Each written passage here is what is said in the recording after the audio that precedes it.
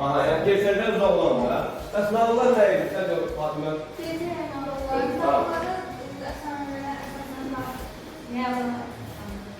Rəvayət idi. Yağmurda belə bir nağıl nə idi? İkinci nağıl yanında görə ən böyük yanlardır. Burada nağılın mənasında Qala, indi bax, nəyə gələk sizə? Bax, burada 2 dənə əfsanəmiz var, 2 dənə nağıllarımız var. Öncə danışan əfsanədən. Xansaray əfsanəsi.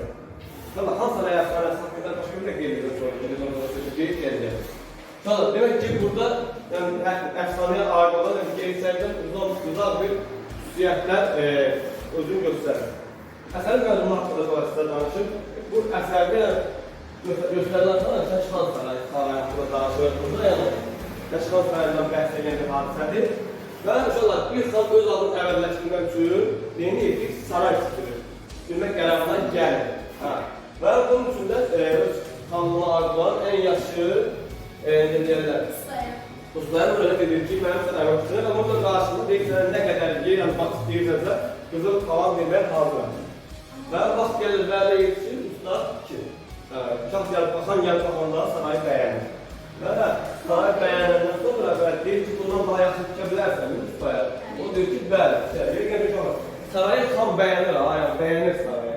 Deyir ki, bəs nəyə qədər tikmədim? Deyir ki, bu daha yaxşı qarşılığı verən olsa, tikərdir. O deyir ki, mən sənə pul verir şapalan. O deyir ki, pul bir ölçü deyil, ölçü barədə deyil, yəni haqqın ödənməsi üçün də.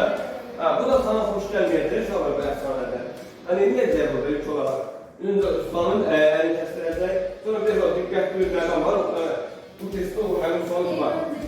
İnşallah, xan peşman deyir ki, sual düşə bilər ki, xan peşman olur ki, yəni ustan əlini kəsdirmə peşman olur.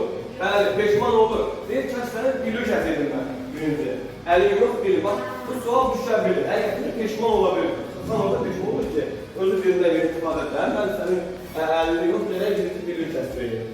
Ona görə də bax, bunu əsas diqqət edən məqamlar dedim. Məsələn, kiçik əsərdir, bunu oxuyarsınız, oxumağınız lazımdır. Mən onu sinif dərsisindən oxumağınız daha yaxşı olardı. Qala, digər əfsanə isə Çahari əfsanəsidir. Burada isə artıq əfsanə yanına aid olan bir xüsusiyyəti özünü göstərəcək. Qala, bu da yenə də bu əfsanədə bir xan var və bir də bir alim var. Əsəri yəqin ki, öndəki illərdə oxumuşdur.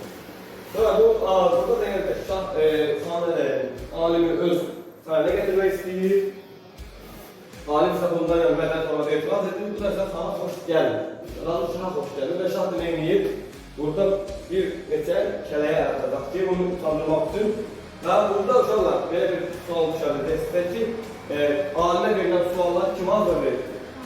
Bəzən hazır verir. Xan özü hazırlamır. O Kürsündə mühəssis verəcək bəzi olmaq ki, kürsündə mühəssis verdiyindən sualları bilim. Və uşaqlar, həmin bu sualları hazır edəndən sonra bu sualların sadəcə bilim verəcək. O da zümzümə qulaqlığı, zümzümə qulaqlığı və ona məsafə sesi də qıranacaqsın. O da alim qanun verir. Sonra bu nəyə görə ki, tanışsız məzundur. Bu nəyə görə əfsanədir? Alim şəhərdən üçün qaçanda aldığı ya çarvan vaxtında ki, mən elə bir formalara yaradım ki, qəbələ yerləyəcək ki, nə olsun?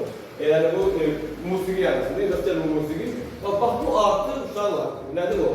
Əfsanə olmaq göstərir. Gerçəkdə belə bir şey mümkün deyil. Bax, buna görə biz bu əsərə nə deyəcəyik? Çahargah əfsanəsi deyəcəyik uşaqlar. Aha.